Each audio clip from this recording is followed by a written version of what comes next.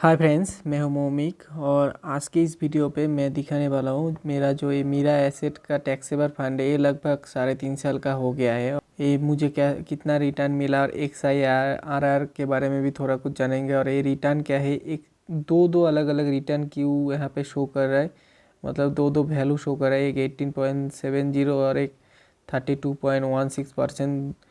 तो इसमें डिफरेंस क्या है देख सकते हो फ्रेंड्स। मेरा ये जो फंड है मीरा एसेट का, इसमें मैंने इन्वेस्टमेंट स्टार्ट किया। ये मेरा ग्रो में चल रहा है। मैं फर्स्ट इन्वेस्टमेंट 500 का स्टार्ट किया 24 जनवरी 2020 में। 2020 से स्टार्ट करके मैं लगभग 2 साल तक, जनवरी से लेके यहाँ पे आप देख पाएंगे 2 मई 2022 तक मेरा ये 500 करके मेरा SIP था। ठीक है, फिर मैंने SIP को इंक्रीज़ किया, फिर 1000 करके मैंने इसको SIP करना स्टार्ट किया। और वो भी लगभग अभी जून 2022 से अभी जून 2023 तक, मतलब 1 साल ये भी 1000 करके हुआ। जो इन्वेस्टमेंट हुआ लगभग 29,500 रुपये का। और मुझे मेरा अकाउंट पे अभी है 38,986 रुपीज़ लगभग। ये देखिए 9,486 रुपीज़ का मेरा यहाँ पे रिटर्न मिला।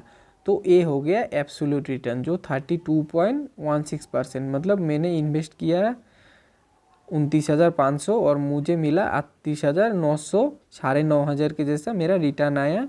तो 32% का मेरा रिटर्न हो गया। लेकिन ये XIRR क्या है जो 18.70% का दिखा रहा है।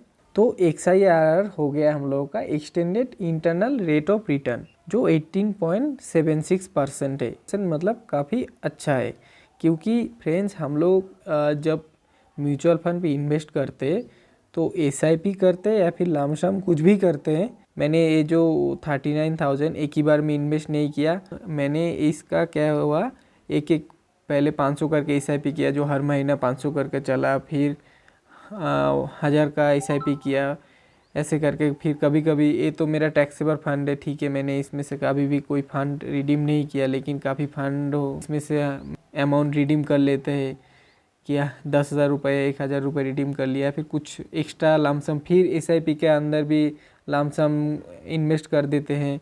तो ये सब का जो रिटर्न है, रिटर्न इसका कैलकुलेट करने का XIRR फॉर्म में कैलकुलेट होता है। ठीक है, ये पूरा का पूरा फंड मेरा 3 साल का नहीं हुआ है, 3.5 साल का नहीं हुआ है। कुछ फंड मेरा 3 साल का हुआ है, कुछ फंड 3.5 साल का हुआ है, कुछ पैसा मेरा 2 साल का हुआ है, कुछ पैसा मेरा 1 महीना का भी हुआ है। ठीक है, तो इसके ऊपर इसके लिए ये जो कैलकुलेशन है 18.70% का रिटर्न ये आता है।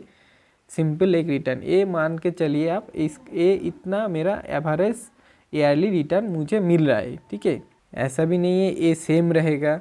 ठीक है, ये जो है ये अप डाउन होता रहता है आपका इन्वेस्टमेंट के ऊपर और मार्केट के ऊपर, या फिर जितना प्रॉफिट देगा जैसा टाइप का होगा उसके ऊपर ये भी फ्लक्चुएट करता रहे, अप डाउन करता रहता है। क्योंकि एक कॉम्प्लिकेटेड एक कैलकुलेशन है और आपका इन्वेस्टमेंट के ऊपर, रिटर्न के ऊपर ही ये पूरा का पूरा कैलकुलेशन होता है।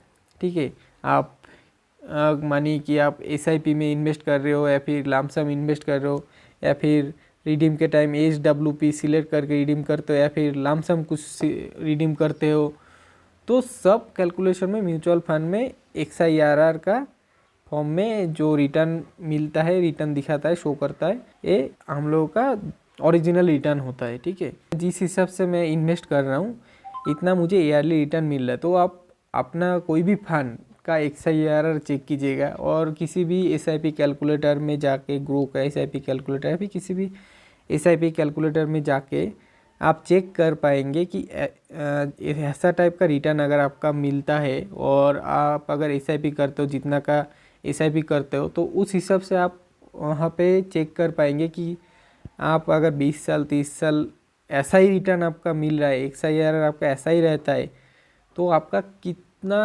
20 साल के बाद कितना रिटर्न आपको मिलेगा, कितना आपका जो है टोटल वैल्यू होगा।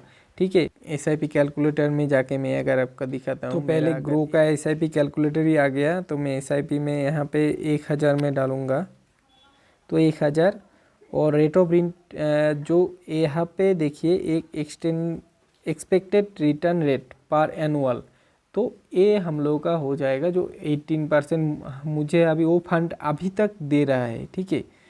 तो मैं 18% भी नहीं करूँगा, उतना ज़्यादा भी मुझे नहीं चाहिए, मुझे 15% मिल जाएगा 20 साल का मेरा इन्वेस्टमेंट पे, वही काफ़ी है। 15% करता हूँ और मैं इसको 20 साल तक खींचूँगा कम से कम, ठीक है। तो 20 साल तक अगर मुझे इतना रिटर्न मिलता है, देख पाएंगे आप यहाँ पे इन्वेस्टमेंट अमाउंट मेरा हो जाएगा 2,40,000, इन एस्टिमेटेड रिटर्न हो जाएगा मेरा 12 लाख, और मेरा टोटल वैल्यू हो जाएगा लगभग 15 लाख के जैसा, ठीक है। तो मेरा जो है अभी, मैं इसका भी एक बार दिखा देता हूँ। मैं ये मानिए कि 3 साल मैंने किया था, ठीक है। तो मैंने तो पहले 500 करके किया, फिर 1000 करके किया, तो मैं एवरेज में इसका 1000 ही रखूँगा, लेकिन इसका रेट ऑफ रिटर्न थोड़ा कम करके 15% पर एनुअल करके मैं 3 साल देखूँगा। देखिए यहाँ पे मेरा 36,000 का मेरा यहाँ पे इन्वेस्टमेंट दिखा रहा है और एस्टिमेटेड रिटर्न 9,600 दिखाता है। तो 45,000, मेरा 36,000 तो यहाँ पे इन्वेस्ट नहीं हुआ मेरा। यहाँ पे देख सकते हो मेरा 29,500 का इन्वेस्टमेंट हुआ, लेकिन रिटर्न भी लगभग सेम ही है 9,400। तो ये हो जा रहा है यहाँ पे। आप इसी टाइप का मैं तो एक्चुअल यहाँ पे अपना फंड का एक्चुअल में शो दिखा नहीं पाऊँगा, क्योंकि यहाँ पे ये सोच रहा है कि मैं 3 साल 1,000 करके ही मैं इन्वेस्ट किया। तो मैंने तो ऐसा नहीं किया, मैंने 500 फर्स्ट 500 स्टार्ट किया, फिर 1000 किया, फिर बीच में कभी लमसम कुछ इन्वेस्ट भी किया। तो उस हिसाब से मैंने रिटर्न भी कम रखा, और 3 इयर्स का टाइम फ्रेम 3 इयर्स का रखा। तो ऐसा टाइप का देखिए, अप्रोक्स ऐसा टाइप का ही मेरा रिटर्न, सब कुछ वैल्यू मेरा ऐसा टाइप का ही है, ठीक है। तो फ्रेंड्स यही है सिंपल कॉन्सेप्ट। आप उतना ये सब चीज़ लेके उतना ज़्यादा कॉम्प्लिकेटेड मत सोचिएगा, सिंपल सोचिएगा, तो आपको भी इन्वेस्ट करके मज़ा भी आएगा और समझ में भी आएगा कि हाँ हो क्या रहा है, ठीक है। Thank you friends. तो फ्रेंड्स थैंक यू इतना दूर वीडियो देखने के लिए। और नेक्स्ट अभी आप ये वीडियो देख सकते हो, जो फोकस म्यूचुअल फंड के ऊपर मैंने डिटेल्स में बनाया था कि फोकस म्यूचुअल फंड क्या है और इसमें इन्वेस्ट करने से आपको क्या फ़ायदा हो सकता है। तो आप ये देख के भी आपका इन्वेस्टमेंट जर्नी स्टार्ट कर सकते हो, ठीक है।